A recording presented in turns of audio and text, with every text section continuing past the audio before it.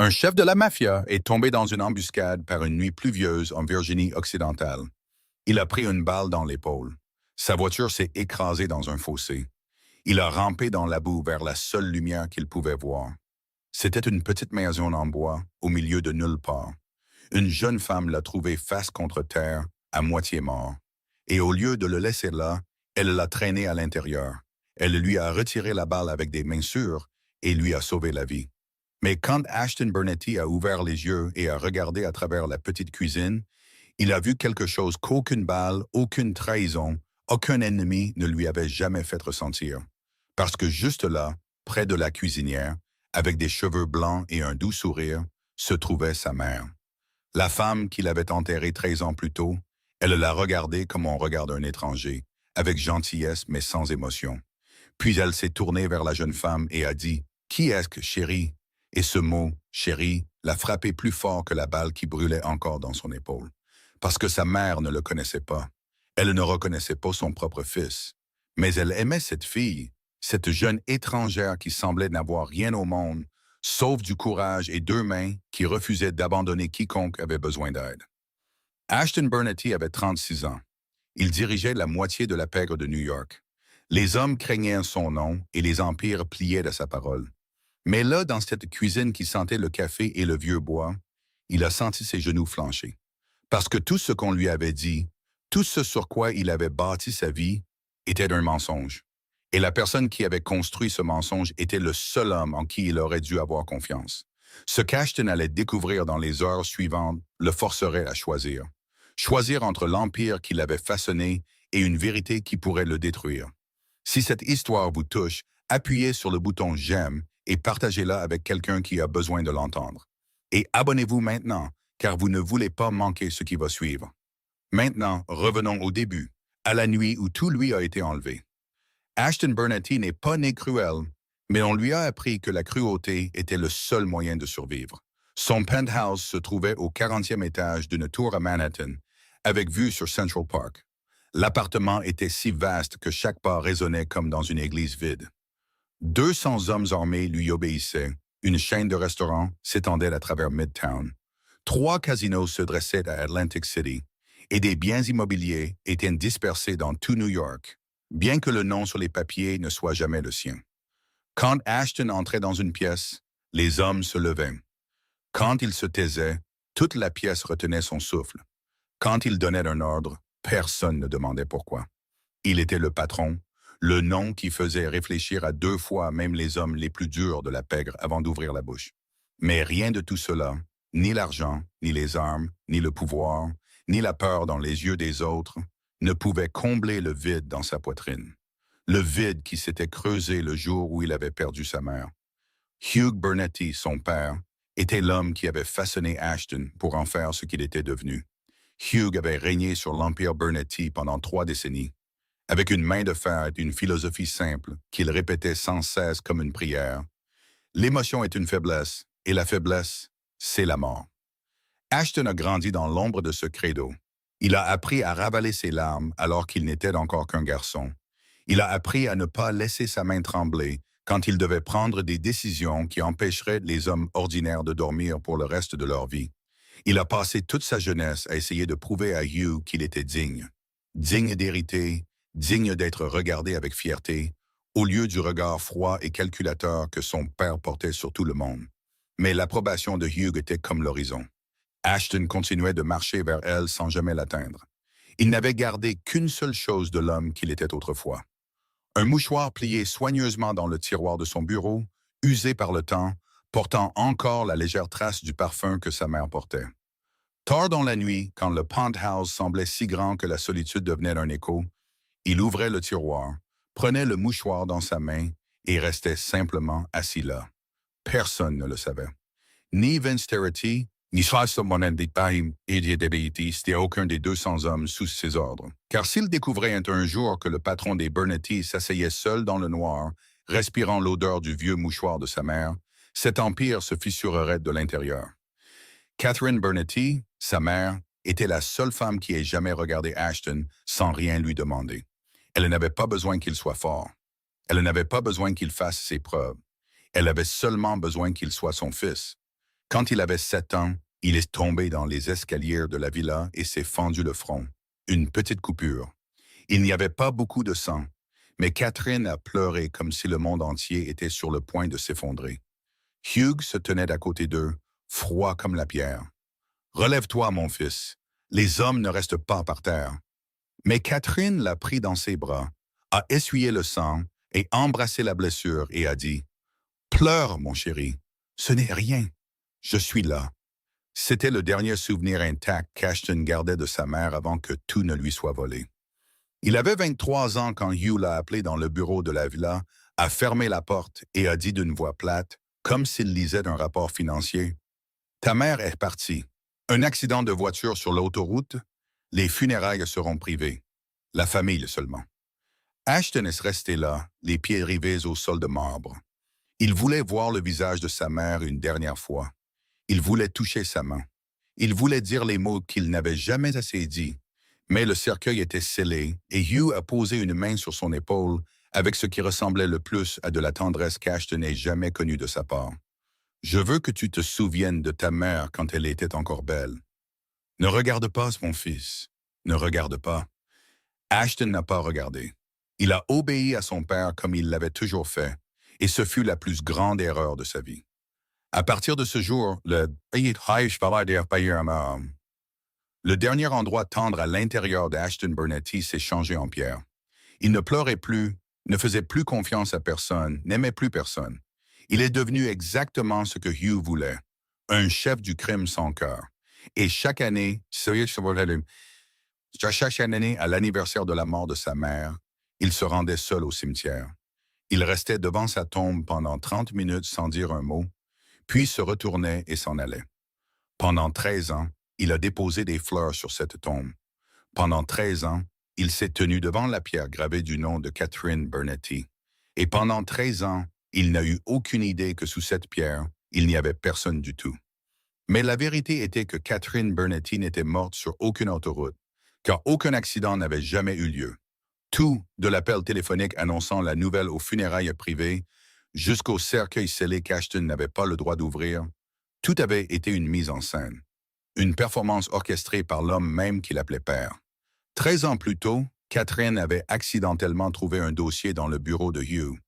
Des contrats codés, des chiffres qui ne correspondaient à aucune activité commerciale légitime et des noms qu'elle reconnaissait des nouvelles du soir. Des organisations que même la pègre n'osait pas toucher. Hugh ne se contentait pas de diriger un empire mafieux traditionnel.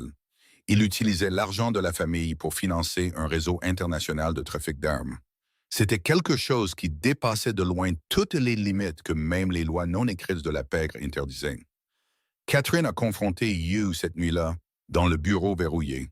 Elle lui a dit clairement qu'elle mettrait tout en lumière, qu'elle appellerait le FBI, qu'elle ferait tout ce qui était nécessaire pour l'arrêter, car elle ne pouvait pas fermer les yeux pendant que son mari poussait toute la famille vers l'abîme. Hugh est resté assis et a écouté sa femme parler, son visage impénétrable.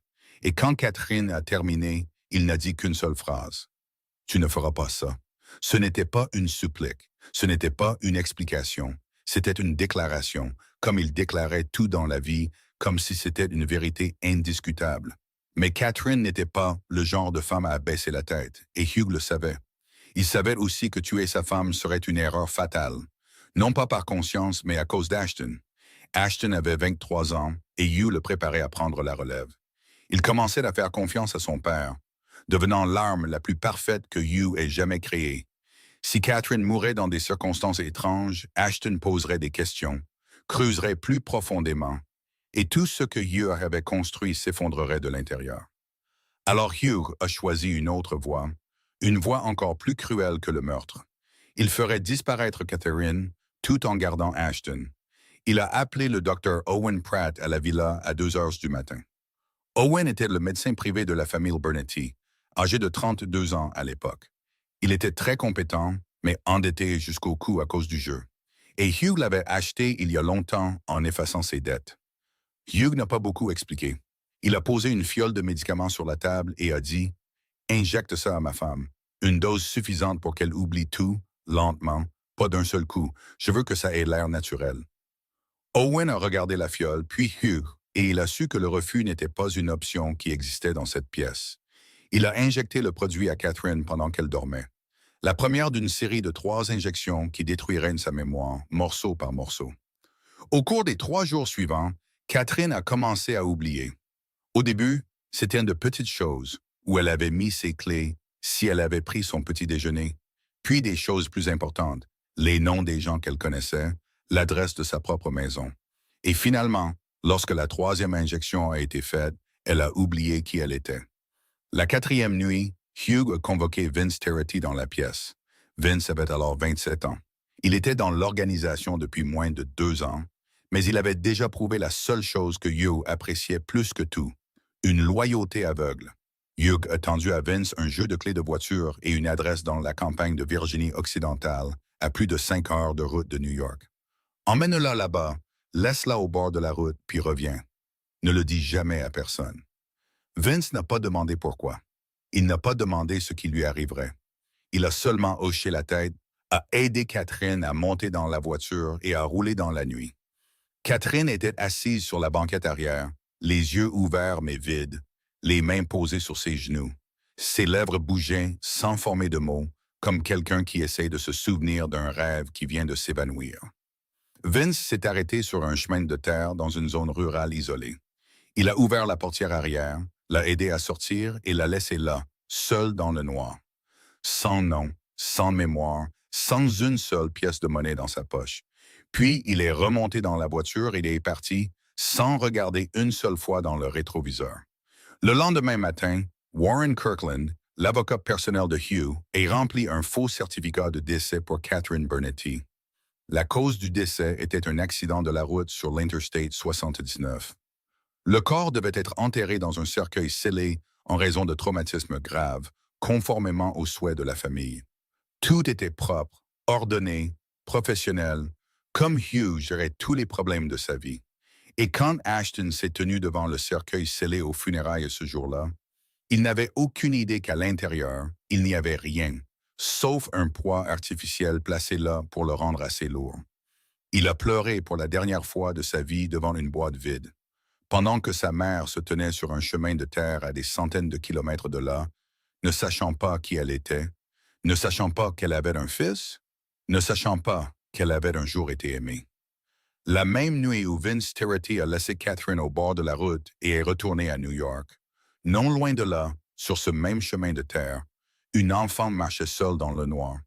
Bria Lawson avait 14 ans. Elle était si maigre que les os de ses épaules perçaient le tissu de son T-shirt déchiré. Ses pieds étaient enfoncés dans des baskets si usées aux semelles qu'elle avait presque l'impression d'être pieds nus. Et sur son dos, il y avait le sac à dos qui contenait tout ce qu'elle possédait dans ce monde. 2 tenues de rechange, une bouteille d'eau à moitié vide et une vieille photo de ses parents sur le porche, la seule photo qu'elle avait réussi à sauver de l'incendie. Bria était orpheline depuis l'âge de 8 ans. Cette nuit-là, elle dormait quand les flammes ont jailli d'un câblage défectueux à l'intérieur du mur. Son père a couru dans sa chambre, l'a soulevée et l'a jetée par la fenêtre du premier étage sur l'herbe, puis est retourné à l'intérieur pour sauver sa mère. Et aucun d'eux n'est jamais ressorti de cette maison. Bria était allongée sur la pelouse, regardant la maison brûler. Elle n'avait que 8 ans et ne comprenait pas pourquoi ses parents ne sortaient pas en courant. Et le son de sa propre voix les appelant, cette nuit-là était quelque chose qu'elle entendait encore dans son sommeil, 13 ans plus tard. Le système de placement familial a pris Bria en charge juste après les funérailles. 6 ans, 6 familles, et aucune ne l'a gardée plus de 12 mois. La première famille l'a renvoyée parce qu'il disait qu'elle était trop silencieuse, trop renfermée. La deuxième famille avait 4 autres enfants placés, et Bria dormait sur un matelas dans le garage. La troisième famille avait un père d'accueil qui buvait tous les soirs, et Bria a appris à verrouiller la porte de sa chambre de l'intérieur avant même que le ciel ne s'assombrisse. La quatrième famille l'a mieux traité que toutes les autres. Mais ils ont déménagé dans un autre État et ne l'ont pas emmené avec eux. La 5e famille acceptait l'aide financière mensuelle, mais la faisait travailler du matin au soir comme une servante non payée. La 6e et dernière famille a été l'endroit où Bria a décidé que ce système n'avait pas de place pour elle et qu'elle devrait prendre soin d'elle-même. Elle s'est enfuie une nuit d'octobre. Elle est sortie par la fenêtre de sa chambre, a sauté sur le toit du Porsche, puis au sol, et a marché. Sans plan, sans argent, sans idée de l'endroit où elle allait. Seulement la certitude que n'importe où valait mieux que l'endroit qu'elle venait de quitter.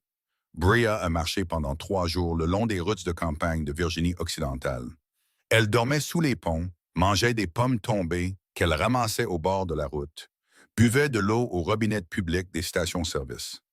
Le matin du 4e jour, alors que le soleil commençait à se lever et que le chemin de terre s'étendait jusqu'à l'horizon, avec rien d'autre que des collines et des arbres de chaque côté, elle a vu une femme allongée au bord de la route. Bria s'est arrêtée. Son premier instinct a été de continuer à marcher, car 6 ans en famille d'accueil lui avaient appris que s'impliquer dans les problèmes des autres ne finissait généralement pas bien. Mais ensuite, elle a regardé de plus près. Les yeux de la femme étaient ouverts, mais ne fixaient rien. Ses cheveux étaient emmêlés et sales.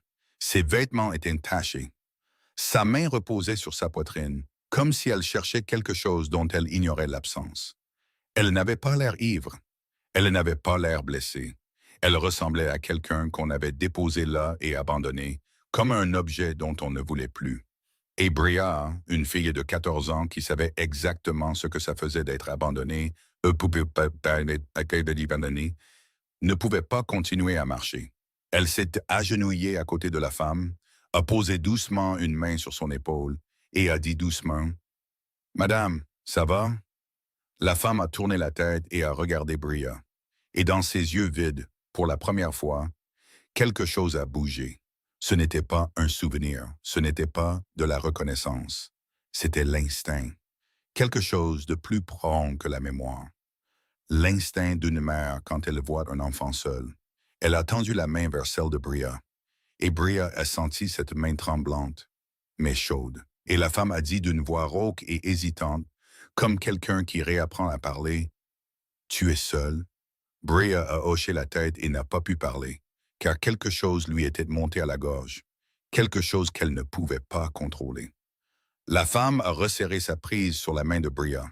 Elle l'a regardée avec des yeux qui ne se souvenaient de rien, mais qui étaient remplis de la chose même que Bria n'avait pas reçue en 6 ans. Une tendresse inconditionnelle. « Viens avec moi », a-t-elle dit. Même si elle ne savait pas où elle allait, ne savait pas qui elle était, ne savait pas si elle avait quoi que ce soit à offrir à cet enfant. Mais elle l'a dit, et Bria l'a cru, parce qu'elle était trop fatiguée pour ne pas y croire. Trop seule pour refuser la seule main qui s'était tendue vers elle en 6 ans. Elles se sont levées toutes les deux, la femme s'appuyant sur Bria, Bria la soutenant, et elles ont commencé à marcher sur le chemin de terre sous la lumière du matin, ne sachant pas où elles allaient, n'ayant rien d'autre que l'une et l'autre. Bria ne savait pas que cette femme était l'épouse du plus puissant chef de la mafia de New York. Elle ne savait pas que quelque part, à des centaines de kilomètres de là, le fils de cette femme pleurait devant un cercueil vide. Elle savait seulement que pour la première fois depuis ses 8 ans, quelqu'un lui avait pris la main et lui avait dit « Viens avec moi », sans condition, sans paperasse de placement familial, sans rien d'autre que ces 2 mots simples que Bria avait attendu la moitié de sa vie d'entendre. Et à partir de ce jour, Bria a appelé cette femme Maman Cathy, le nom qu'elle avait choisi pour elle-même car elle ne se souvenait pas de son vrai nom. Et Catherine avait une fille, même si elle ne se souvenait pas qu'elle avait eu un fils.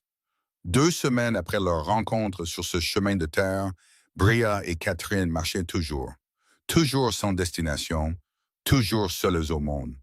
Elles dormaient sous l'auvent d'une église abandonnée, buvaient l'eau des robinets publics des stations-service et mangeaient ce que Bria pouvait trouver. Certains jours, c'étaient quelques tranches de pain qu'un employé de soupérette leur donnait par pitié. D'autres jours, ce n'était rien du tout. Bria avait 14 ans, déjà mince au départ, et maintenant encore plus maigre.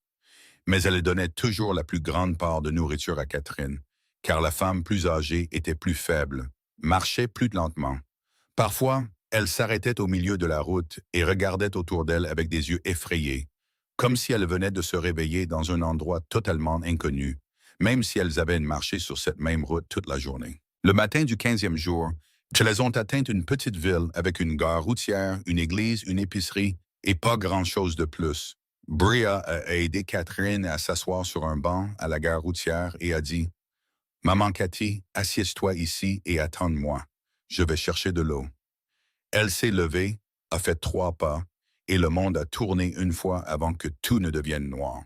Bria s'est effondrée sur le sol en béton de la gare sans même avoir le temps de se rattraper. Et la dernière chose qu'elle a entendue avant de perdre connaissance, c'est Catherine qui criait « La fille !» Pearl Whitman avait alors 60 ans. Elle était assise là, attendant le bus pour aller acheter des médicaments dans la ville voisine. Et elle a tout vu. Une enfant maigre est tombée face contre terre, et une femme aux cheveux emmêlés et sales essayait de la réveiller avec des mains tremblantes. Pearl n'a pas réfléchi. Elle s'est levée, s'est précipitée, s'est agenouillée à côté de Bria, a vérifié son pouls, a touché son front. Puis elle a levé les yeux vers Catherine et a dit « Vous et l'enfant, vous venez avec moi, tout de suite. » Pearl les a ramenés toutes les deux chez elle, une petite maison à 10 minutes à pied de la gare routière. C'était propre, chaud, et ça sentait le pain cuit et le bois de pin. Elle a allongé Bria sur le canapé, a tiré une couverture sur elle, puis est allée dans la cuisine et a préparé une bouillie de poulet. Quand Bria s'est réveillée, la première chose qu'elle a vue, c'est Catherine assise à côté d'elle, lui tenant la main. Et la deuxième, c'est un bol de bouillie fumante sur la table. Pearl était assise en face d'elle, les regardant avec des yeux à la fois sévères et doux, et a demandé « D'où venez-vous, vous et votre mère, pour vous retrouver dans un tel état ?» Bria ne savait pas quoi répondre, car la vérité était trop compliquée et trop pitoyable pour être formulée en mots.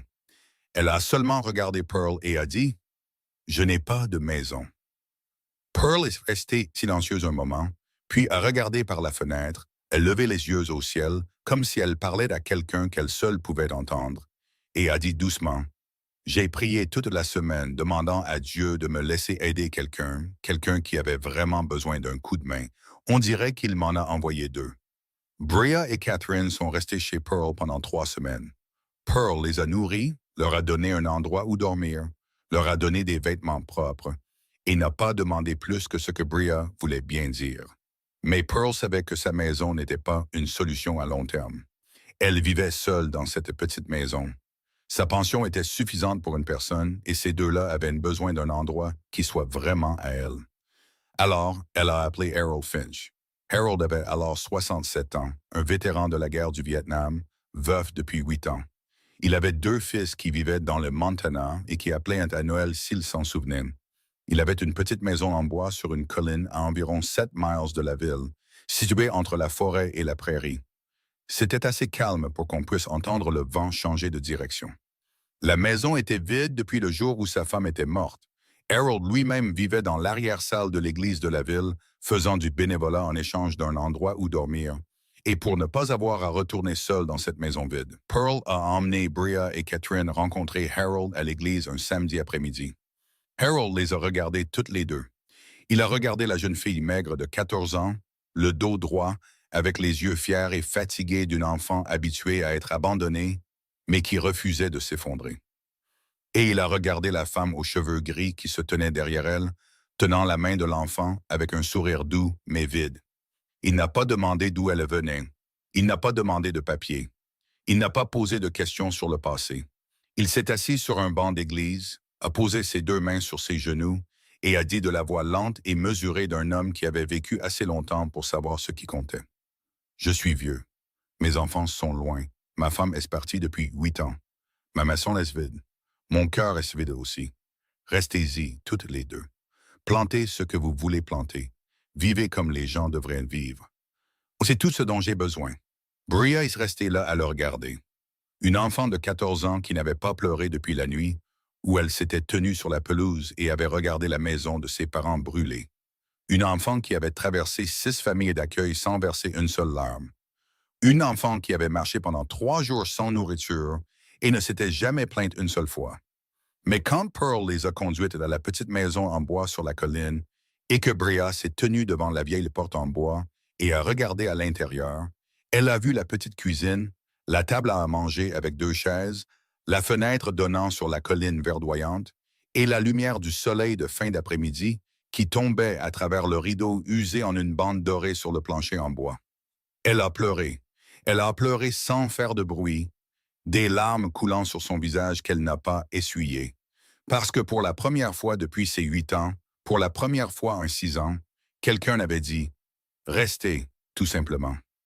Sans date limite, sans condition, sans un seul papier à signer.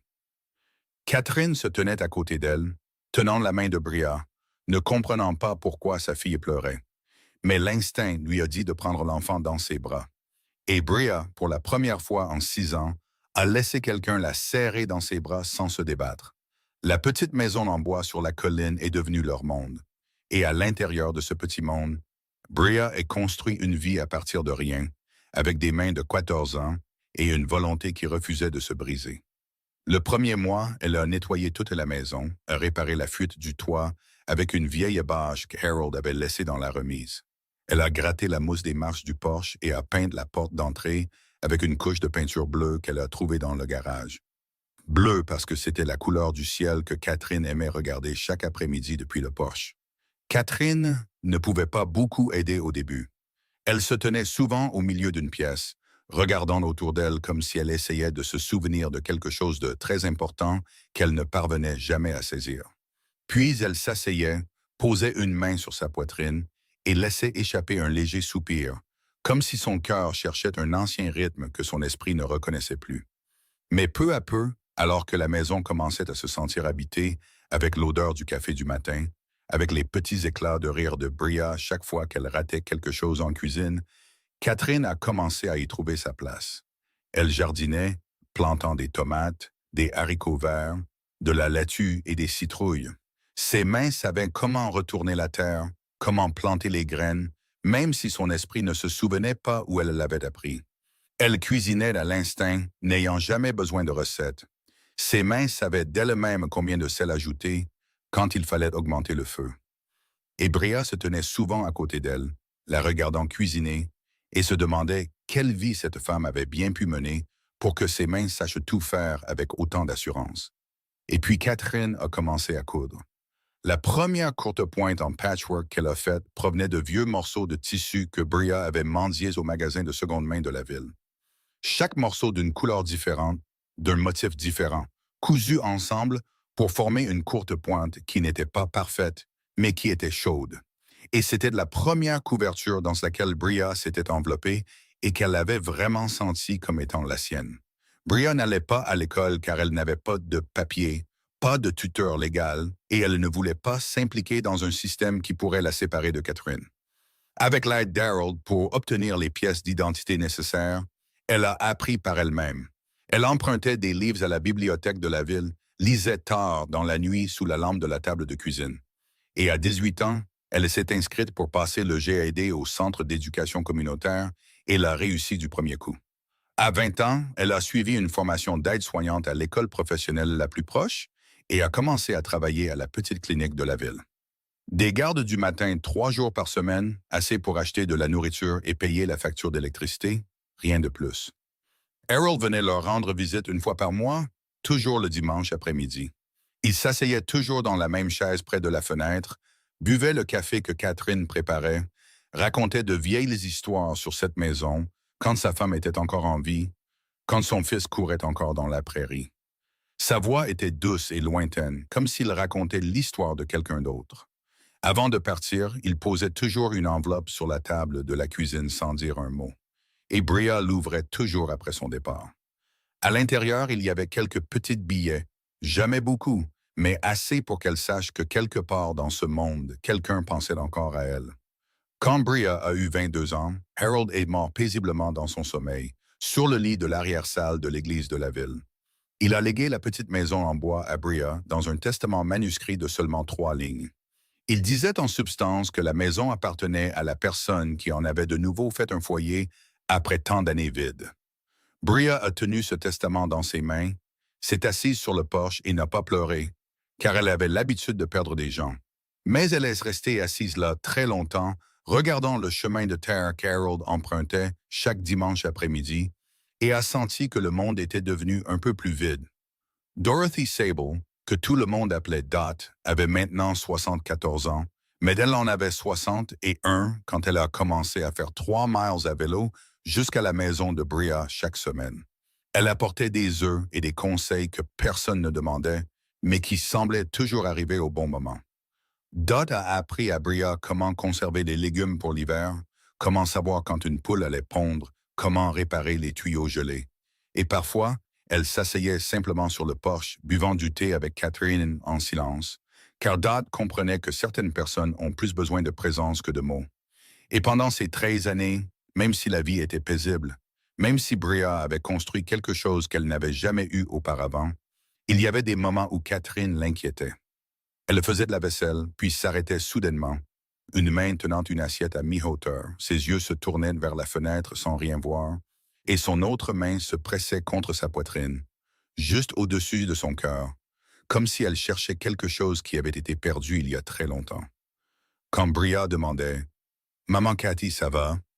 Catherine clignait des yeux, se retournait, souriait et disait « Ça va, chérie, j'ai juste l'impression d'avoir oublié quelque chose, mais je ne me souviens pas de quoi. » Et Bria la serrait dans ses bras et ne posait plus de questions, parce qu'elle avait peur que si elle cherchait plus profondément, Catherine pourrait se souvenir de quelque chose de douloureux dont Bria ne pourrait pas la protéger. Et ainsi la vie a continué, pauvre, mais paisible, jusqu'à ce que 13 années se soient écoulées. Cependant, 5 ans avant cette date, quand Bria avait 22 ans, un homme était entré dans sa vie et en était ressorti en quelques mois seulement. Il avait laissé derrière lui la seule chose qu'elle aimerait plus férocement que tout au monde. Le nom de l'homme n'avait pas d'importance, car il n'est pas resté assez longtemps pour que ce nom signifie quoi que ce soit. Bria l'a rencontré à l'épicerie de la ville. Il travaillait pour l'équipe des routes du comté, riait facilement, parlait facilement, et regardait Bria avec le genre de regard qu'elle, une femme qui n'avait jamais été regardée de cette façon, a pris pour de l'amour. Ils se sont vus pendant quelques mois, et quand Bria lui a dit qu'elle était enceinte, il est resté silencieux pendant exactement 3 secondes, puis a dit « Je ne suis pas prêt pour ça ». Et il a disparu de la ville la semaine suivante, comme s'il n'avait jamais existé. Bria ne l'a pas poursuivi, n'a pas appelé, n'a pas pleuré, car elle était déjà trop habituée à ce que les gens partent. Et elle avait appris il y a longtemps que s'accrocher à quelqu'un qui ne veut pas rester ne fait que vous faire saigner davantage. Elle a donné naissance à Milo un vendredi soir d'hiver à l'hôpital du comté, seule dans la salle d'accouchement, tandis que Catherine était assise dans le couloir parce qu'elle n'avait pas le droit d'entrer. Mais elle est restée là pendant les 7 heures, sans bouger. Sa main était enroulée autour du chapelet qu'elle ne se souvenait pas qui le lui avait donné, mais qu'elle portait toujours sur elle.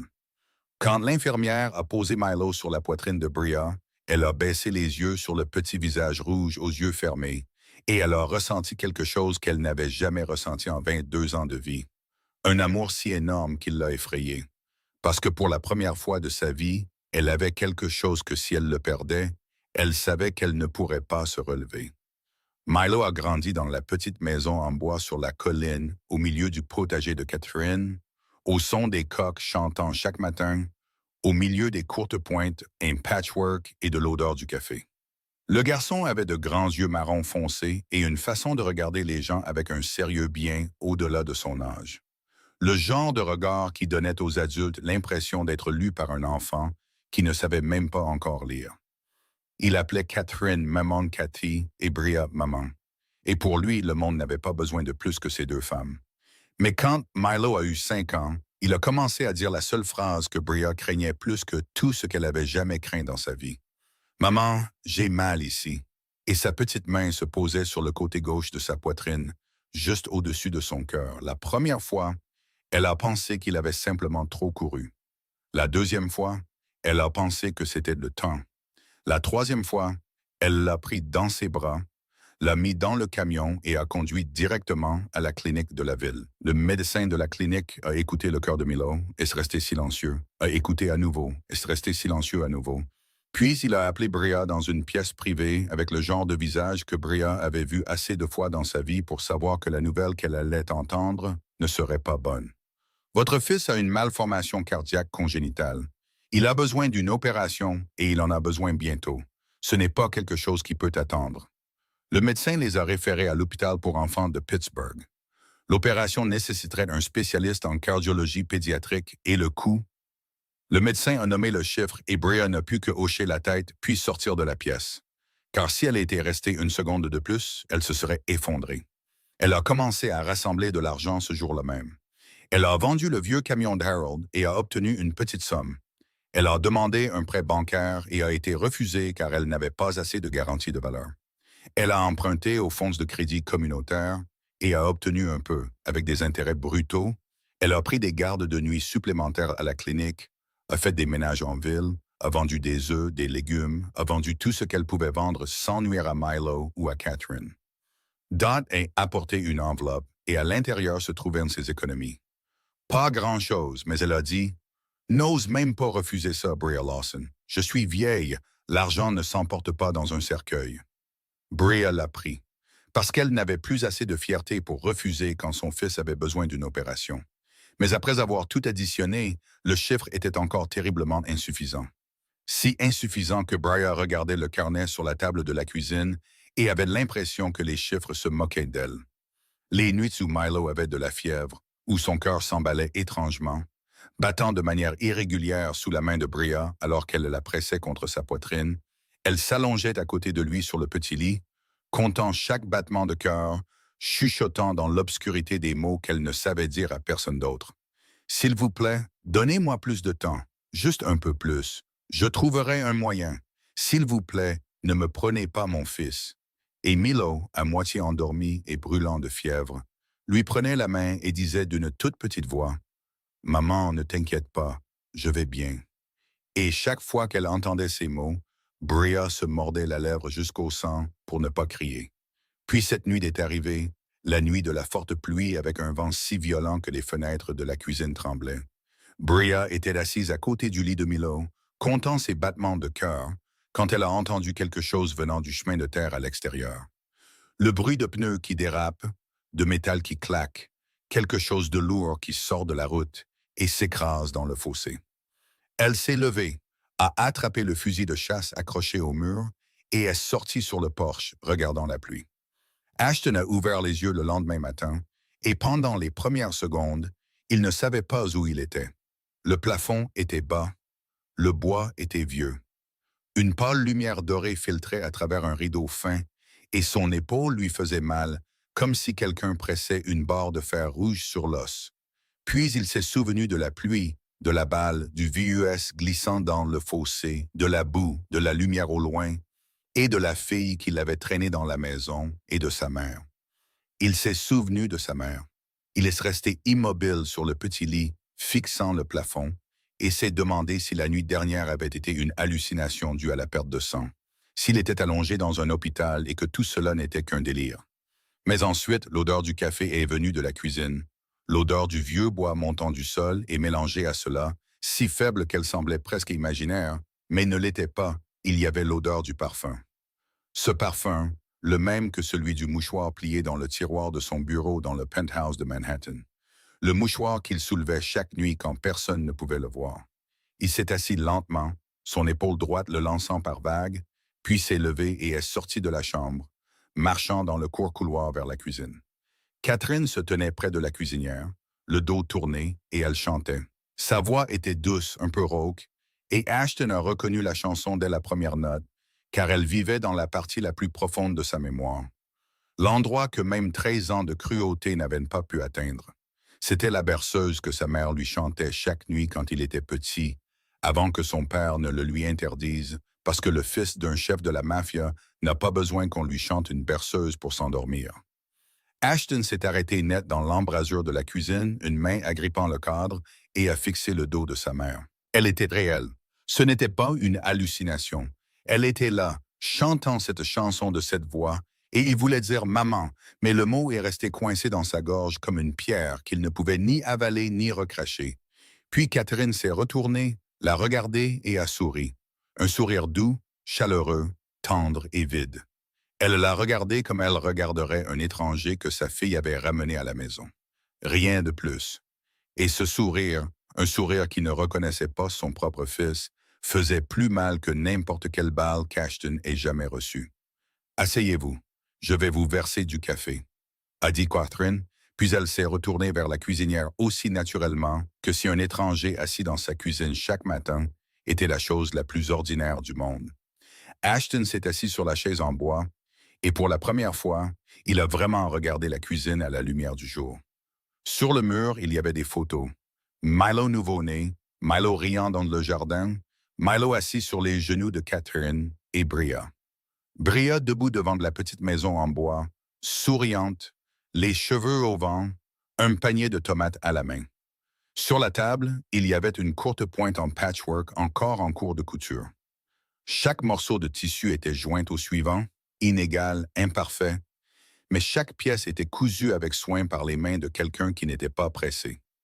La vieille cafetière sur la cuisinière, le pot de fleurs contenant quelques fleurs sauvages, la petite étagère en bois avec une poignée de livres dont les dos étaient usés par la lecture. Rien dans cette cuisine ne valait plus de 100 $, mais tout portait la trace de main qui le touchait chaque jour, et chaque objet avait été placé exactement là où il devait être. Et Ashton, un homme qui vivait dans un penthouse de 12 millions de dollars, où chaque coin avait été aménagé par un architecte d'intérieur, ne s'était jamais assis dans une pièce qui ressemblait autant à un foyer que cette cuisine. Puis Milo est apparu dans l'embrasure de la cuisine. Ses cheveux étaient en désordre à cause du sommeil, ses yeux encore un peu gonflés, mais il a regardé Ashton droit dans les yeux avec le genre de regard sérieux que seuls les enfants ont. Le genre de sérieux qui n'est pas joué, qui n'est pas caché derrière quoi que ce soit, mais qui regarde simplement et juge. Le garçon est resté là, a penché la tête et a demandé « Qui t'a tiré dessus ?» Ashton n'a pas répondu tout de suite, car il n'y avait aucune réponse qu'il pouvait donner à un enfant de 5 ans qui ne serait pas un mensonge. Milo n'a pas attendu. Il a demandé à nouveau « Es-tu un méchant homme ?» Et cette question, venant d'un enfant, simple et directe, jusqu'à la cruauté, et frappé Ashton plus fort que n'importe quel interrogatoire qu'il ait jamais subi dans les pièces sombres de la pègre. Il a regardé Milo et a dit la vérité. Peut-être pour la première fois depuis très longtemps, il a dit la vérité à quelqu'un. Je ne sais pas. Milo l'a fixé pendant quelques secondes de plus, puis a dit d'une petite voix, mais si clairement que chaque mot s'est imprimé dans l'esprit d'Ashton. Maman Cathy dit que tout le monde sait qui il est. Certaines personnes ont juste peur de se regarder dans le miroir. Puis il s'est retourné et a couru sur le porche pour trouver Catherine, laissant Ashton assis seul dans la vieille cuisine parfumée au café. Avec les mots d'un enfant de 5 ans résonnant dans sa tête comme une cloche qu'il ne pouvait pas faire taire, il est resté assis là, regardant la petite maison où sa mère avait vécu pendant 13 ans sans qu'il le sache. La maison qu'une orpheline avait transformée en foyer de ses propres mains. Et pour la première fois en 13 ans, Ashton Bernetti, le chef de la mafia qui régnait sur la moitié de New York, a senti qu'il était chez lui.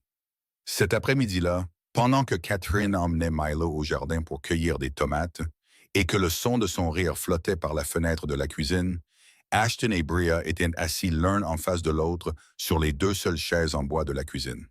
Et Ashton a dit « Parle-moi d'elle ». Bria l'a regardé longuement, le jaugeant, le mesurant, car les instincts de quelqu'un qui avait passé toute sa vie à ne faire confiance à personne lui disaient qu'un étranger blessé qu'elle avait transporté dans sa maison n'était pas le genre d'homme avec qui elle devrait partager quoi que ce soit. Mais il y avait quelque chose dans ses yeux quand il regardait Catherine. Quelque chose que Bria reconnaissait parce qu'elle l'avait vu dans le miroir tous les jours pendant 13 ans. La douleur de manquer quelqu'un que l'on ne peut pas atteindre, même quand il est juste en face de vous. Alors elle le lui a raconté. Elle le lui a raconté ce matin sur le chemin de terre, 13 ans plus tôt. La femme allongée au bord de la route, les yeux ouverts mais vides. La main tremblante qui avait pris la sienne et les mots « Tu es seul? Viens avec moi ». Elle lui a raconté les 2 semaines de marche sans destination, Pearl Whitman et le bol de bouillie de poulet, Harold Finch et la petite maison en bois sur la colline, la porte peinte en bleu et la première courte pointe en patchwork. Elle lui a raconté les 13 années où Catherine a jardiné, cuisiné, chanté des berceuses dont elle ne savait pas où elle les avait apprises, les moments où elle s'arrêtait au milieu de quelque chose et pressait une main sur sa poitrine en regardant au loin, comme si elle cherchait quelque chose qu'elle avait perdu. Ses yeux vides qui ne se souvenaient de rien et qui pourtant débordaient d'amour chaque fois qu'ils regardaient Bria et Milo. Elle n'a pas raconté longuement, n'a rien ajouté de superflu. Elle a raconté d'une voix calme, celle de quelqu'un qui s'est tellement habitué à la souffrance qu'elle est devenue le rythme de sa respiration. Mais chaque phrase portait le poids de 13 années passées à soutenir 2 vies sur les épaules d'une orpheline que personne n'avait jamais soutenue. Ashton a écouté sans l'interrompre. Ses coudes étaient sur la table. Ses mains étaient jointes. Et à chaque minute qui passait, ses jointures devenaient de plus en plus blanches jusqu'à ce que Bria finisse, baisse les yeux sur ses mains et voit qu'il serrait si fort qu'elle tremblait. Il n'a pas pleuré, mais sa mâchoire était serrée et ses yeux étaient rouges. Et le silence après que Bria a cessé de parler est devenu si lourd que toute la cuisine semblait s'affaisser sous son poids. Puis Ashton a parlé, sa voix basse et rauque, comme si chaque mot devait passer à travers du verre brisé avant de pouvoir sortir. C'est ma mère. Bria n'a pas réagi tout de suite. Elle est restée assise là à le regarder. Et pendant quelques secondes, elle a cru avoir mal entendu, ou qu'il délirait à cause de sa blessure, ou que c'était un piège d'un étranger dangereux qu'elle avait été assez stupide pour faire entrer chez elle. Mais ensuite, elle a regardé dans ses yeux et a vu la seule chose que personne ne pouvait simuler, la douleur de 13 années mise à nu en un seul après-midi, et elle a su qu'il ne mentait pas. Son nom est Catherine Bernetti, et poursuivit Ashton, sa voix commençant à se briser. Elle était la femme de Hugh Bernetti. Elle était ma mère, et je l'ai enterrée il y a 13 ans. J'ai déposé des fleurs sur sa tombe chaque année. Chaque année pendant 13 ans, et il n'y avait personne sous cette tombe. Bria a senti la cuisine tourner lentement autour d'elle. L'homme assis en face d'elle, l'homme qu'elle avait sorti de la boue et fait entrer dans sa maison la nuit dernière, lui avait retiré la balle de l'épaule, l'avait pansé avec le dernier chiffon propre du placard. Cet homme était le fils de maman Cathy, la femme que Bria avait trouvée au bord de la route à 14 ans, la femme qu'elle appelait mère, la femme qui l'avait serrée dans ses bras chaque nuit où elle se réveillait de cauchemar, qui lui avait appris à cuisiner, à coudre, qui lui avait pris la main et dit « Viens avec moi ». Quand aucune d'elles n'avait rien, cette femme avait un fils, et ce fils était assis dans sa cuisine avec une balle fraîchement retirée de son épaule, et les yeux injectés de sang d'un homme qui venait de découvrir que tout ce qu'il avait cru pendant 13 ans était un mensonge. « Qui lui a fait ça ?» a demandé Bria. Sa voix ne tremblait pas, mais ses yeux avaient changé, passant de la prudence à quelque chose de plus vif, quelque chose comme la colère d'une fille découvrant que quelqu'un avait délibérément détruit sa mère. Ashton l'a regardée et il l'a vue. Elle appelait Catherine mère et elle était furieuse au nom de sa mère.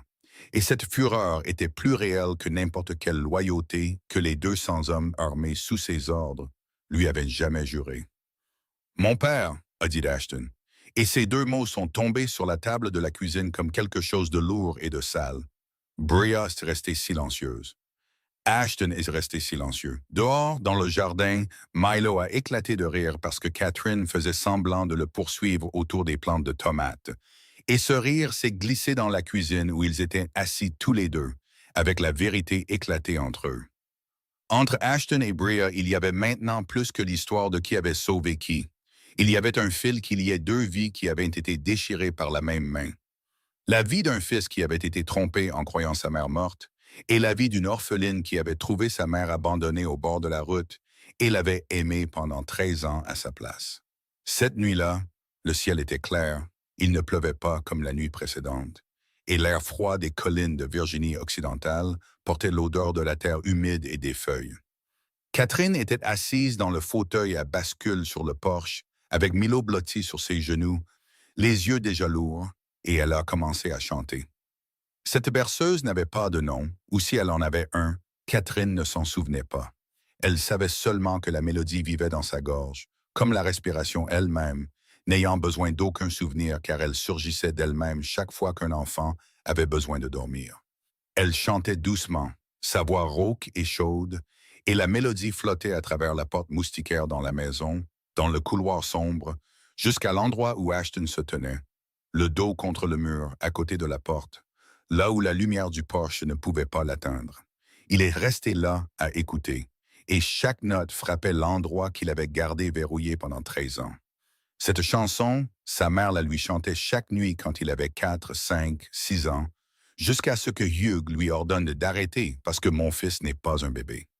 Ashton se souvenait d'être allongé dans son lit, de la main de sa mère lui caressant les cheveux, de sa voix, et de ce sentiment de sécurité absolue qu'il n'avait jamais retrouvé nulle part ailleurs.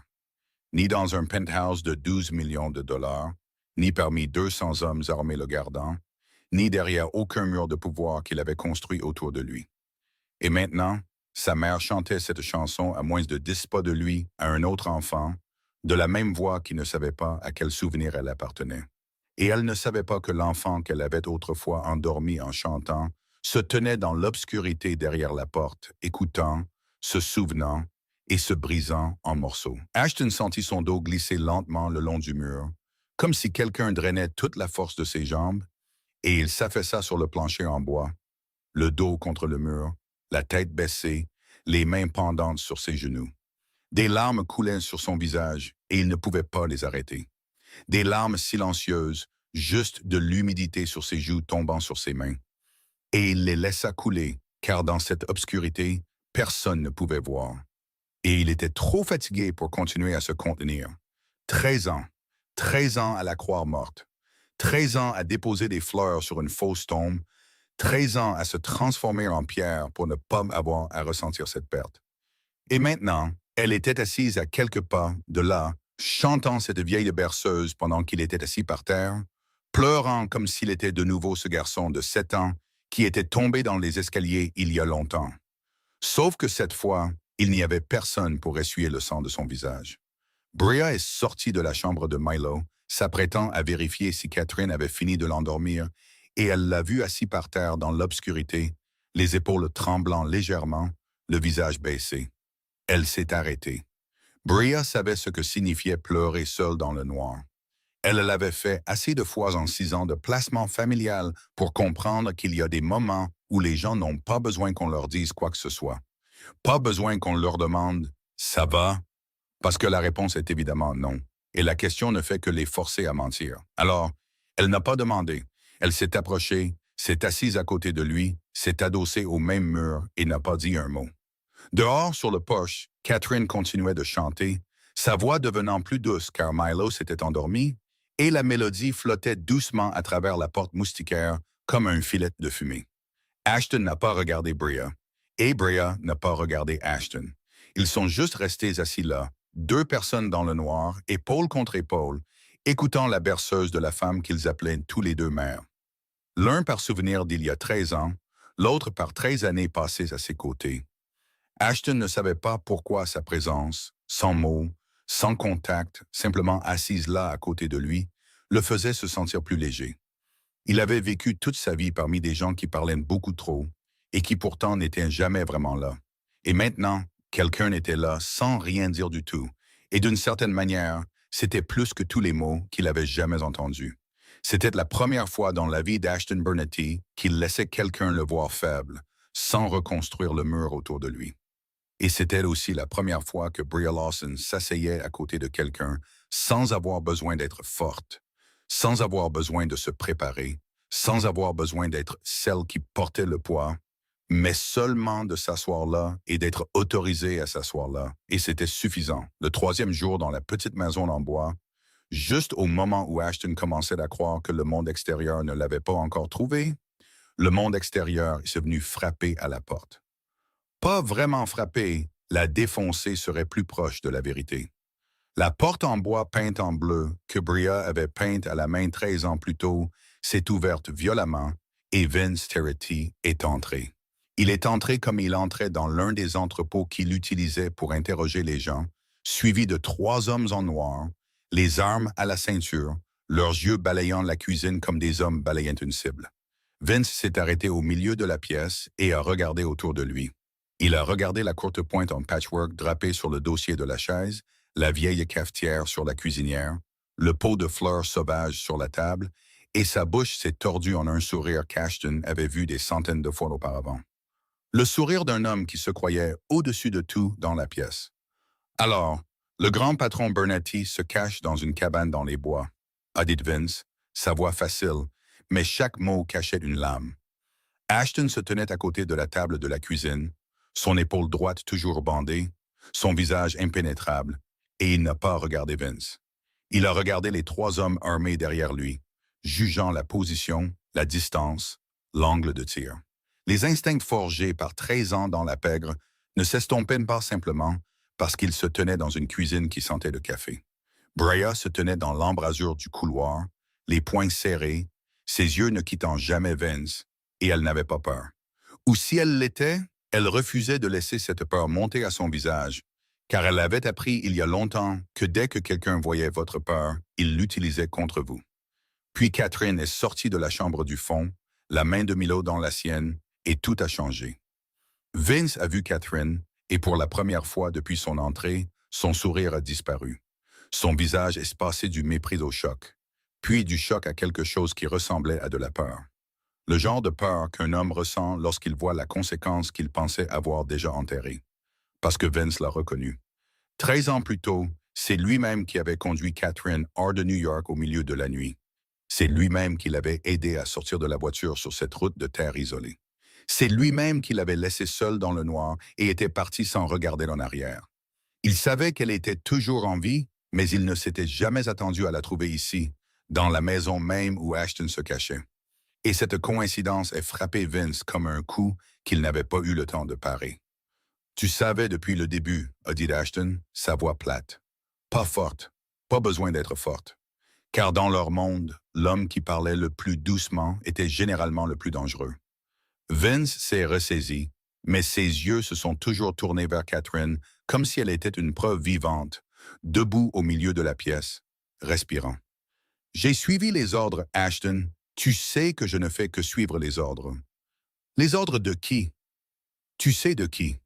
Silence, puis Vince a continué, et cette fois son ton avait changé. Moins de mépris, plus de prudence, car il savait que ce qu'il allait dire ne pouvait pas être repris. Hugh a tout ordonné. Ce qui est arrivé à ta mère, les funérailles, le certificat de tout, et l'embuscade cette nuit-là sur la route de montagne. Clove ne connaissait pas ton itinéraire par hasard. Hugh le leur a donné parce que tu as commencé à creuser, à poser des questions sur les documents dans les vieux dossiers qui ne correspondaient pas, et Hugh a décidé que tu étais devenu un risque. Ashton a écouté sans ciller. Son père avait essayé de le tuer, le même homme qui lui avait appris à tenir une arme pour la première fois. Le même homme qui disait que l'émotion était une faiblesse. Le même homme à qui Ashton avait passé toute sa vie à essayer de prouver sa valeur, avait envoyé des tueurs pour l'assassiner sur une route de montagne sous la pluie, parce qu'il avait posé trop de questions sur sa mère. Vince a posé une enveloppe sur la table de la cuisine. Hugh a dit, si tu es toujours en vie, tu as deux choix. Retourne à New York, tais-toi, oublie tout ce que tu as vu ici, et tu es toujours le patron, tout reste comme avant. Ou Vince a fait une pause et a regardé Ashton. Tu ne reviens pas, et Hugh met un prix sur ta tête auprès de toutes les familles de New York à Chicago, et tu sais exactement ce que ça veut dire. Ashton n'a pas regardé l'enveloppe. Il a regardé par la fenêtre.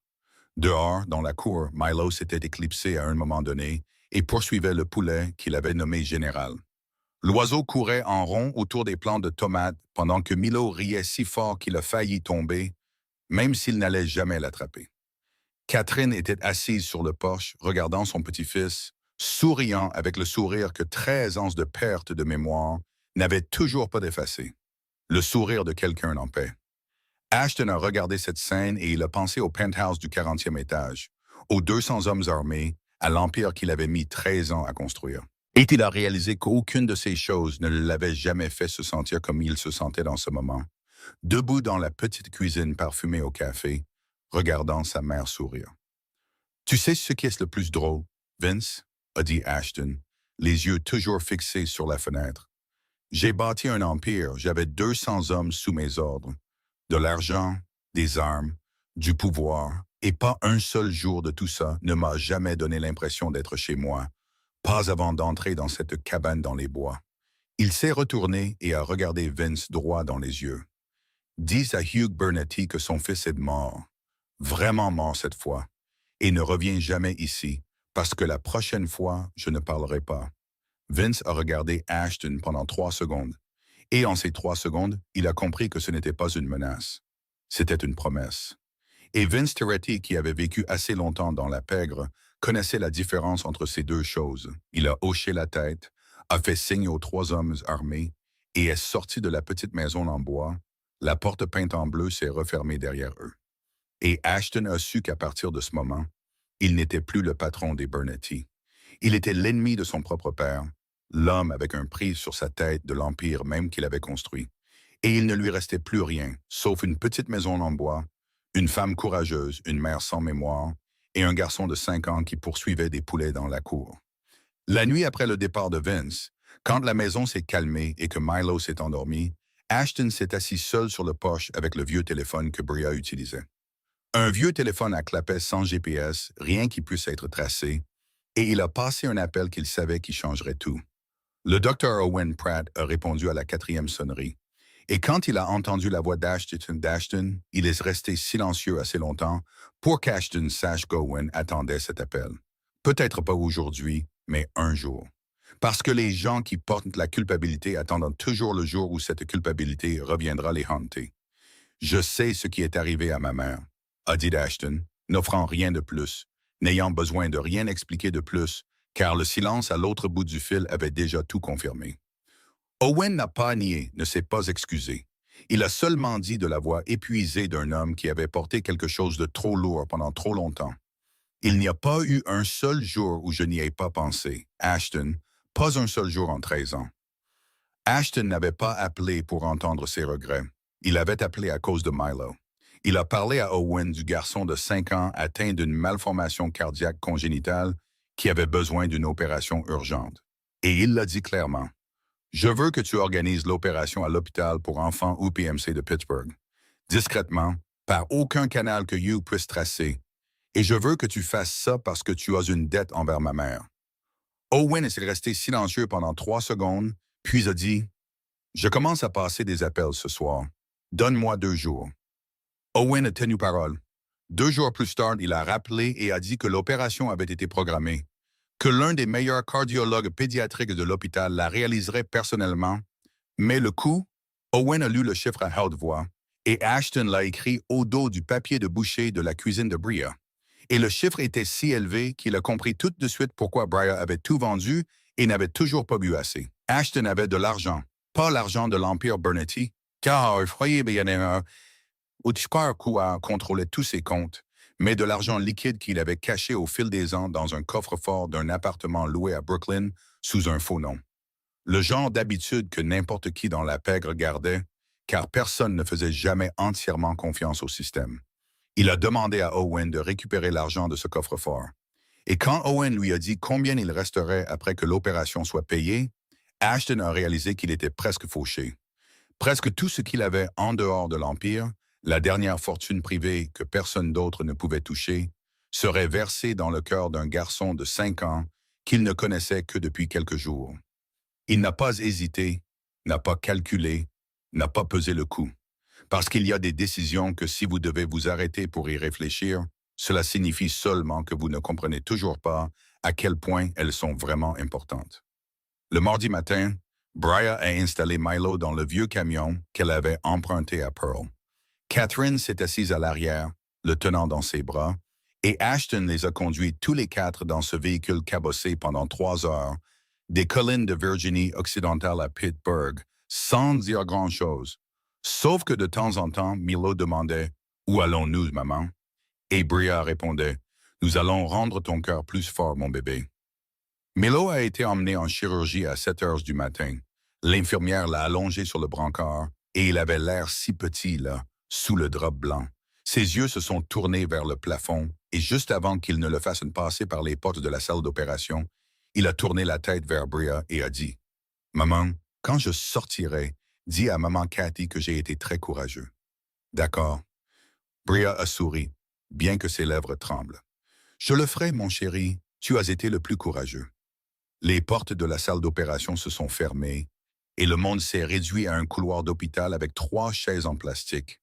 Bria s'est assise sur celle du milieu, le dos droit, les mains posées sur ses genoux, les yeux fixés sur les portes de la salle d'opération, et elle n'a pas bougé, n'a pas parlé, comme si en se tenant assez immobile, tout ce qui se passait derrière ces portes pouvait aussi rester immobile.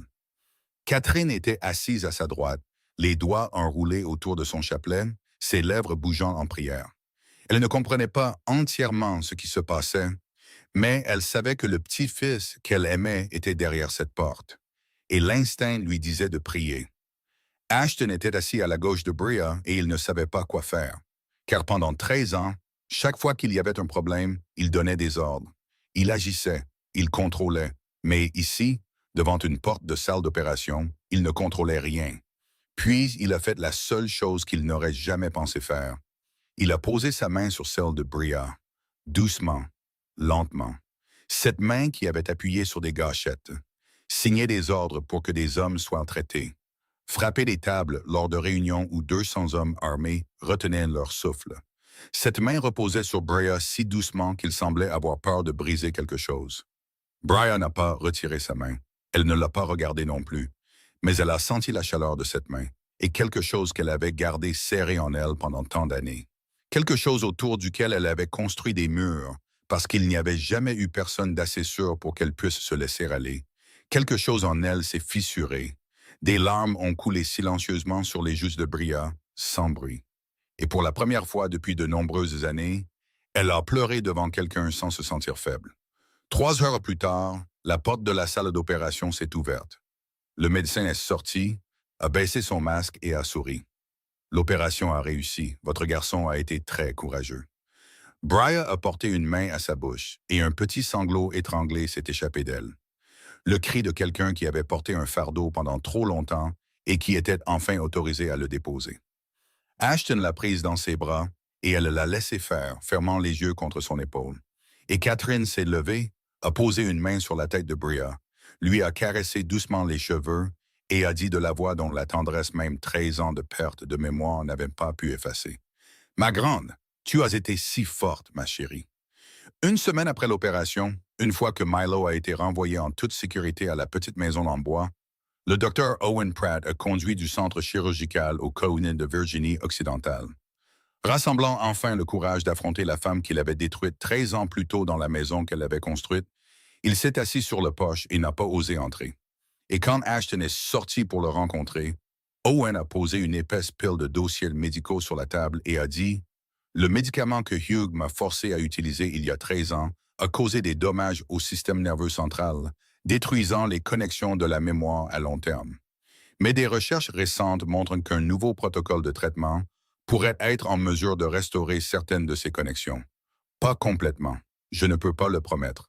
Mais il y a une chance qu'elle puisse retrouver les souvenirs liés aux émotions les plus fortes, celles que le cerveau ne stocke pas comme des données, mais comme des sentiments. » Owen a fait une pause à regarder Ashton et a ajouté « Ce n'est pas un miracle. Il y a des risques. Ça pourrait ne pas fonctionner. Ça pourrait ne ramener que des fragments, mais c'est tout ce que la médecine peut offrir et je lui dois au moins cette chance. » Ashton a emporté le dossier dans sa maison, s'est assis avec Bria et ils ont lu chaque page. Bria a lu lentement, attentivement, demandant à Ashton d'expliquer les termes médicaux qu'elle ne comprenait pas. Et quand ils ont fini, elle est restée assise en silence pendant très longtemps. Ashton savait ce qu'elle pensait, car c'était écrit sur son visage, même si elle ne disait rien. Si Catherine se souvenait, si elle se souvenait qu'elle était Catherine Bernati, se souvenait qu'elle avait un fils, se souvenait de la vie qui avait vraiment été la sienne. Alors maman Cathy, la mère que Bria avait connue pendant 13 ans, la mère qu'il appelait sa fille, pourrait disparaître. Et à sa place, il pourrait y avoir une femme avec sa propre vie, son propre fils, et peut-être plus de place pour l'orpheline qu'elle avait trouvée au bord de la route. Ashton a regardé Bria et a dit « Peu importe ce dont elle se souvient, tu seras toujours sa fille. » « Je te le paie, je te le promets. » Bria n'a pas répondu. Elle a seulement hoché la tête car elle ne croyait pas aux promesses des hommes. Elle n'avait jamais eu de raison de le faire, mais elle a accepté car ce n'était pas une décision pour elle. C'était le droit de Catherine de se souvenir d'elle-même. Owen a commencé le protocole de traitement la semaine suivante. Chaque jour, Catherine prenait le médicament à l'heure et chaque jour, les changements venaient si lentement qu'ils étaient presque impossibles à remarquer, comme la buée qui se dissipe d'une vitre. Petit à petit, jusqu'à ce qu'enfin on puisse voir à travers. Le 3e jour, Catherine était assise dans la cuisine quand elle s'est soudainement arrêtée, a pris une profonde inspiration et a dit « ce parfum, je connais ce parfum. » Bria l'a regardé, puis a regardé Ashton, qui se tenait dans l'embrasure de la cuisine. Et Ashton s'est figé, car le vieux mouchoir dans le tiroir de son penthouse de Manhattan, le mouchoir qu'il tenait chaque nuit, portait le parfum que Catherine avait toujours porté. Le parfum que 13 ans de perte de mémoire n'avaient pas effacé, car il avait été stocké non pas dans son esprit, mais quelque part de plus profond. Le 7e jour, Catherine était assise sur le porche et a soudainement commencé à chanter la berceuse. Mais cette fois, elle s'est arrêtée au milieu, les yeux écarquillés, et a dit « J'ai chanté ça à quelqu'un, un enfant, un petit garçon. Je la chantais tous les soirs jusqu'à ce que quelqu'un me dise d'arrêter. » Ashton se tenait dans la cour écoutant, et il a serré la main si fort que ses ongles se sont enfoncés dans sa paume. Car quelqu'un m'a dit d'arrêter avait été Hugh, et les souvenirs revenaient dans l'ordre exact où ils avaient été enlevés. Le 12e jour, Catherine a regardé Ashton alors qu'il était assis en face d'elle dans la cuisine, et elle l'a regardé plus longtemps que d'habitude, avec des yeux qui n'étaient plus complètement vides, mais qui avaient quelque chose qui se remplissait lentement derrière eux, comme une lampe dans une pièce sombre qu'on allume petit à petit. Elle a levé lentement la main et a touché le front d'Ashton, juste là où se trouvait la petite cicatrice du jour où il était tombé dans les escaliers de la villa à 7 ans. Une cicatrice si faible qu'elle était presque invisible. Pourtant, ses doigts l'ont trouvée exactement, précisément, comme si sa main se souvenait même si son esprit avait oublié. « Cette cicatrice, » a dit Catherine, sa voix tremblante, ses yeux commençant à se remplir. « Je me souviens de cette cicatrice. Tu es tombé. Il y avait du sang. Et j'ai pleuré. J'ai pleuré plus que toi. » Elle a regardé dans les yeux d'Ashton.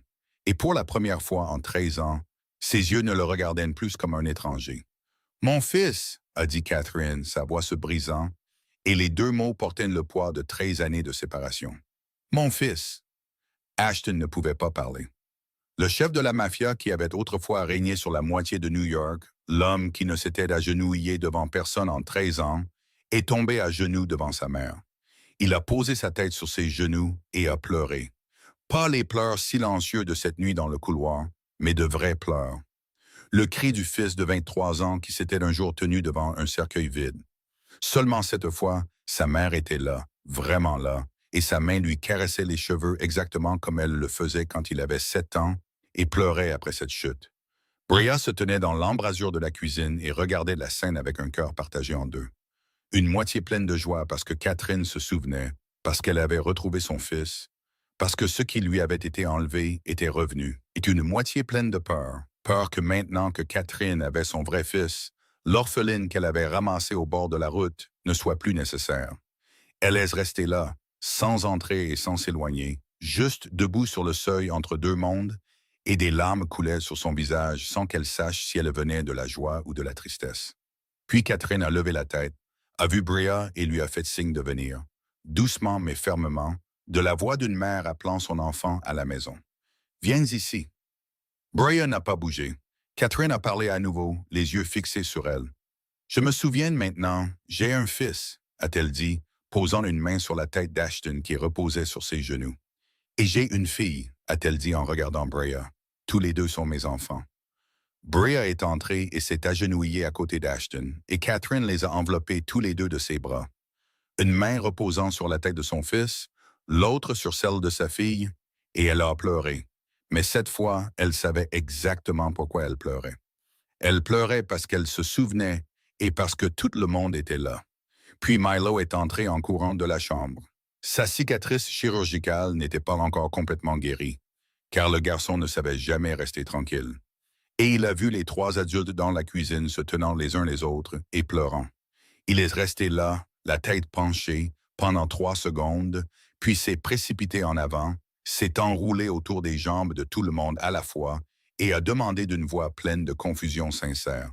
« Si c'est ça, être heureux, pourquoi tout le monde pleure? » Bria a ri à travers ses larmes, l'a pris dans ses bras et a dit « Parce que parfois, quand on est trop heureux, on pleure aussi, mon chéri. » Milo a regardé sa mère, a regardé Ashton, a regardé maman Cathy et a dit « C'est bizarre. » Puis il les a serrés plus fort. Ashton savait que Hugh n'arrêterait pas, car Hugh Burnatti n'était pas le genre d'homme à accepter de perdre le contrôle.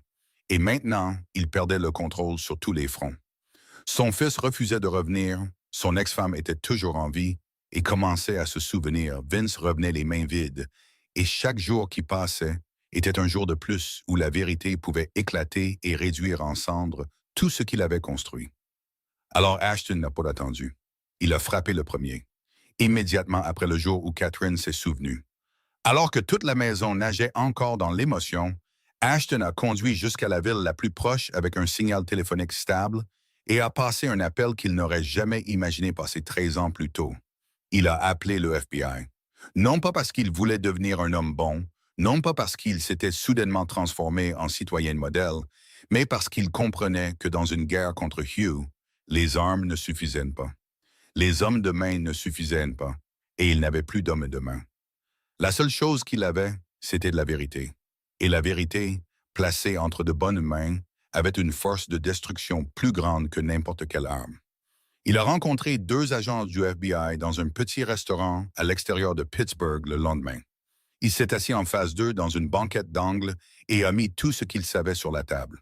Le réseau de trafic d'armes que Hugh dirigeait, la liste des organisations que Hugh finançait, les noms des fonctionnaires qu'il avait achetés, les emplacements des entrepôts, les numéros des comptes bancaires offshore et les détails de la mise en scène de la mort de Catherine Bernetti, y compris le faux certificat de décès que Warren Kirkland avait préparé, le médicament destructeur de mémoire que le docteur Owen Pratt avait injecté sur ordre de Hugh, et le témoin vivant, Catherine elle-même, qui avait maintenant commencé à se souvenir.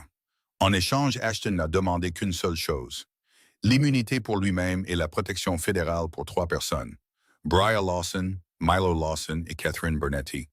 Les 2 agents se sont regardés, puis ont regardé Ashton, et l'un d'eux a dit « Nous surveillons Hugh Bernetti depuis 7 ans sans preuve suffisante.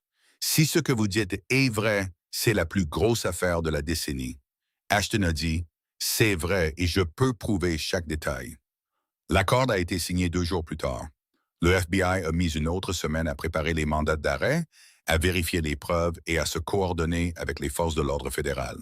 Et pendant cette semaine, Ashton est resté à la petite maison en bois, a réparé la clôture, a joué avec Milo, s'est assis sur le porche, écoutant Catherine raconter les fragments de mémoire qui revenaient lentement, et a attendu. Il n'a parlé à Bria de l'accord avec le FBI que la nuit précédant l'opération, car il ne voulait pas qu'elle s'inquiète davantage. Elle en avait déjà assez porté.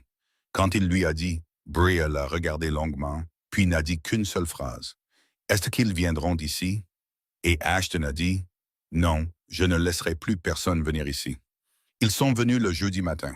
Pas le FBI, mais Warren Kirkland, l'avocat de Hugh, avec 5 hommes de main. Ils sont arrivés dans 2 voitures noires devant la maison en bois juste après l'aube. Et Warren est sorti avec sa mallette en cuir et le visage d'un homme qui croyait que la paperasse et les armes pouvaient tout résoudre dans la vie. Mais Warren ne savait pas que 2 autres VUS noirs étaient garés sur le chemin de terre à un demi-mile de là depuis 4 heures du matin. Et à l'intérieur, il y avait 8 agents du FBI lourdement armés qui attendaient le signal. Quand Warren et les 5 hommes de main ont franchi la porte peinte en bleu, Ashton se tenait dans la cuisine, calme, et tout ce qu'il avait à faire était de dire un mot dans le téléphone dans sa poche. Maintenant. 30 secondes plus tard, le son d'un haut-parleur retentit dans la cour. FBI, baissez vos armes, à terre. Et les 5 hommes de main de Hugh, entraînés à mourir pour un chef de la mafia, mais pas entraînés à mourir pour un avocat, ont immédiatement laissé tomber leurs armes. Warren Kirkland a été menotté sur le sol de la cuisine, juste à côté de la table en bois où Bria s'asseyait et prenait son petit déjeuner chaque matin. Et il a regardé Ashton avec des yeux pleins d'incrédulité, car dans son monde, la famille n'appelait pas le FBI. Jamais. Le même matin, dans le domaine de Long Island, Hugh Bernetti a été arrêté. Ashton n'était pas là, mais l'agent principal l'a appelé dès que le mandat a été exécuté et lui a fait entendre par téléphone. Hugh n'a pas résisté. Il se tenait dans son bureau, la pièce même où, 13 ans plus tôt, il avait ordonné à Owen d'injecter le médicament dans le corps de sa femme. Et quand les agents l'ont menotté, il n'a dit qu'une seule phrase, assez fort pour que le micro sur le corps de l'agent l'enregistre. « Appelez mon fils. » L'agent a dit, « Il écoute. » Silence. Puis Hugh a parlé, sa voix ni en colère, ni triste, seulement froide. La froideur d'un homme qui ne comprenait pas qu'il avait mal agi. « Tu as choisi ce poulailler plutôt que tout ce que j'ai bâti pour toi? Ashton se tenait sur le porche de la maison en bois, le téléphone pressé contre son oreille, regardant le chemin de terre où, 13 ans plus tôt, Vince avait laissé sa mère au bord de la route et il a dit « Pas fort, pas en colère, seulement clairement. Tu n'as rien bâti pour moi. Tu l'as bâti pour toi-même et tu as détruit la seule chose dont j'ai jamais eu besoin. Mais tu as échoué, car une orpheline de 14 ans a fait ce que tu n'as jamais pu faire. Elle a aimé ma mère sans condition. » Hugh n'a pas répondu. Le claquement de la portière de la voiture de police est parvenu par le téléphone et la ligne est devenue silencieuse. Vince Terretti a été arrêté le même jour dans un restaurant de Midtown Manhattan. Warren Kirkland a été accusé de fraude documentaire, de complot en vue d'enlèvement et d'obstruction à la justice. Le docteur Owen Pratt a pleinement coopéré avec le FBI et a bénéficié d'une peine réduite en échange de son rôle de témoin. L'Empire Burnett, la chose que Hugh avait passé 3 décennies à construire avec du fer, du sang et de la peur, s'est effondré en une seule matinée. 3 mois après la chute de l'Empire Burnett, sur le chemin de terre menant à la petite maison en bois sur la colline, il n'y avait plus de voitures noires, plus d'hommes de main, plus d'ombre du monde qu'Ashton avait laissé derrière lui. Il n'y avait que le soleil de fin d'après-midi, une légère brise et le son de Milo courant partout dans la cour avec la cicatrice sur sa poitrine, qu'il soulevait fièrement sa chemise pour montrer à quiconque voulait bien regarder. Mademoiselle Dodd est arrivée sur son vélo, comme chaque semaine, apportant des œufs et une boîte de friandises cuites au four. Et Milo a couru pour l'accueillir, a soulevé sa chemise et montré la cicatrice et a dit « Mademoiselle Dodd, regardez, c'est là que le docteur a réparé mon cœur. » Le docteur a dit « Mon cœur est vraiment fort maintenant. » Et Dodd s'est penché, a ajusté ses lunettes, a regardé la cicatrice, puis a dit « Oh, c'est magnifique. On dirait une médaille de soldat. » Et Milo a rayonné et s'est enfui, car il avait maintenant une personne de plus qui reconnaissait sa médaille. Ashton était dans la cour en train de réparer la clôture, vêtu d'une chemise en flanelle à carreaux, les mains tachées de terre, de la sueur sur le front. Et si quelqu'un avait pris une photo de lui à ce moment-là, et l'avait placé à côté d'une photo du patron Bernetti en costume italien au 40e étage d'un penthouse de Manhattan, personne n'aurait cru que c'était le même homme. Il ne ressemblait plus à un chef de la mafia. Il ressemblait à un homme ordinaire réparant la clôture de sa propre maison. Et c'était quelque chose qu'on ne lui avait jamais permis de faire en 36 ans de vie. Cet après-midi-là, Ashton est revenu de la ville avec un cerf-volant emballé dans du papier brun. Parce que la semaine précédente, Milo n'avait mentionné qu'une seule fois, en plein milieu du dîner, en mâchant un morceau de pain. J'ai vu des enfants à la télé faire voler des cerfs-volants. Ça avait l'air vraiment amusant.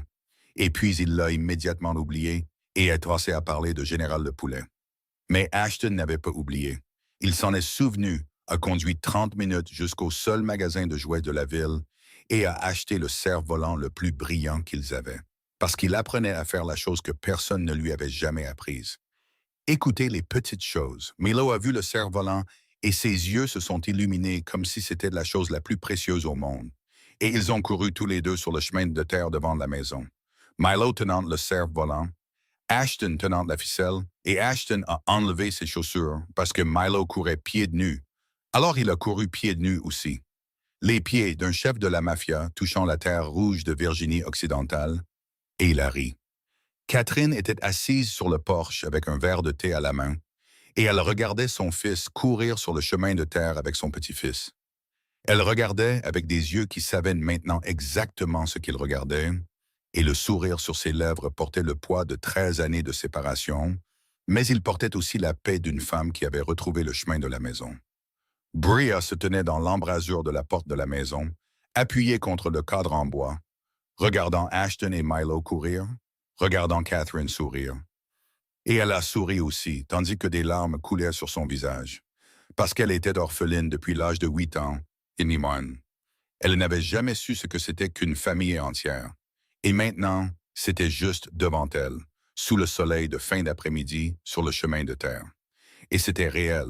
Cette nuit-là, après que Milo se soit endormi, après que Catherine soit allée dans sa chambre, Ashton se tenait devant Bria sur le porche, sous le ciel étoilé de Virginie occidentale, où il n'y avait pas de lumière de la ville, si bien que la voie lactée était clairement visible. Et il a dit « Bria, il ne me reste plus rien. Pas de pathos, pas d'empire, pas d'argent, pas de pouvoir. Je n'ai que ces deux mains. Et il les a levées. Des mains sales de terre, rugueuses de callosité due à la réparation des clôtures.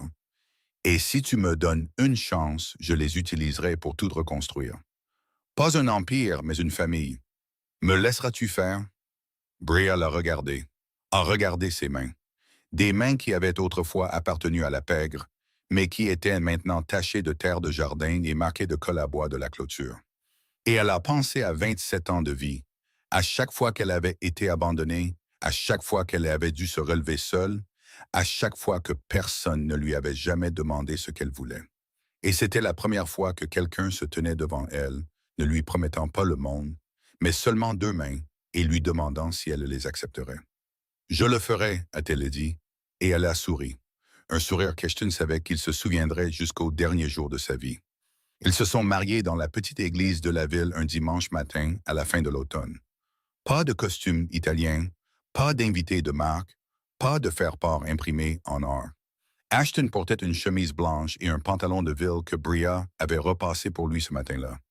Bria portait une simple robe blanche que Catherine avait cousue pour elle à la main, chaque point régulier et solide, parce que les mains de Catherine cousaient plus magnifiquement que n'importe quel créateur ne le pourrait jamais. Catherine était assise au premier rang, pleurant et souriant en même temps, parce qu'elle se souvenait maintenant. Elle se souvenait de son fils, et elle regardait son fils épouser la fille qu'elle appelait sa fille, et le cercle s'était refermé d'une manière qu'elle n'avait jamais osé rêver. Pearl Whitman est venue de la ville voisine, s'est assise à côté de Catherine, lui a tenu la main et a dit doucement « J'ai prié il y a 13 ans et j'ai demandé à Dieu de me laisser aider quelqu'un, et il m'a envoyé 2 personnes. Maintenant, regarde ça. » Dora a apporté le gâteau, l'a fait elle-même à partir de 4 heures du matin, 2 étages avec un glaçage blanc, et sur le dessus, elle a écrit en glaçage bleu « Famille ». Milo a porté les alliances, marchant dans l'allée de l'église avec le sérieux de quelqu'un accomplissant le devoir le plus important de sa vie. Et quand le pasteur a dit qu'Ashton pouvait embrasser la mariée, Milo a levé les yeux et a demandé à haute voix « On peut rentrer à la maison et manger du gâteau maintenant? » Et toute l'église a ri. Un an plus tard, un après-midi de printemps, Catherine était assise dans le fauteuil à bascule sur le porche, et dans ses bras se trouvait un nouveau-né endormi, la fille d'Ashton et de Bria. Milo se tenait à côté d'elle, a regardé le bébé, puis a levé les yeux vers maman Cathy et a vu qu'elle pleurait. « Grand-mère, pourquoi pleures-tu encore? » a-t-il demandé en penchant la tête. Catherine a regardé son petit-fils, puis la petite fille nouveau-née dans ses bras, puis la cour où Ashton réparait le portail en bois. Et Bria arrosait le potager, et elle a souri à travers ses larmes. « Parce que je me souviens maintenant, mon chéri. Je me souviens de tout maintenant, et tout est là. » Il avait fallu un complot, une tentative de meurtre, 13 ans de mensonges, une petite maison en bois dans les bois, et une orpheline n'ayant que son cœur pour que la vérité éclate enfin. Et pour prouver que lorsque l'amour est réel, personne, aucun pouvoir, pas même le plus puissant des chefs de la mafia, ne peut le détruire. Cette histoire nous apprend que la vraie famille ne se construit pas avec de l'argent, du pouvoir ou du sang, mais avec la présence, avec un sacrifice silencieux chaque jour, avec des mains prêtes à se salir pour construire quelque chose, et avec un cœur assez courageux pour aimer après avoir été blessé trop de fois. Parfois dans la vie, nous courons après de grandes choses et oublions que le bonheur nous attend dans les plus simples. Un repas avec les gens que nous aimons, un enfant qui rit dans la cour, une main qui tient la nôtre dans le noir. Si cette histoire a touché votre cœur, s'il vous plaît, mettez un j'aime et partagez-la avec quelqu'un que vous aimez. Abonnez-vous à notre chaîne pour écouter plus d'histoires émouvantes comme celle-ci chaque jour. Comment cette histoire vous a-t-elle fait sentir? Y a-t-il eu un moment qui vous a mis les larmes aux yeux? Y a-t-il quelque chose dans ce récit qui vous a fait penser à quelqu'un dans votre vie? Laissez un commentaire ci-dessous. Nous lisons chaque ligne et nous aimerions vraiment savoir ce que vous ressentez au plus profond de votre cœur. Nous souhaitons à tous ceux qui regardent cette vidéo une bonne santé, une vie joyeuse et la paix chaque jour. Merci d'avoir été là avec nous. Au revoir et on se retrouve dans la prochaine vidéo. Et on se bâche.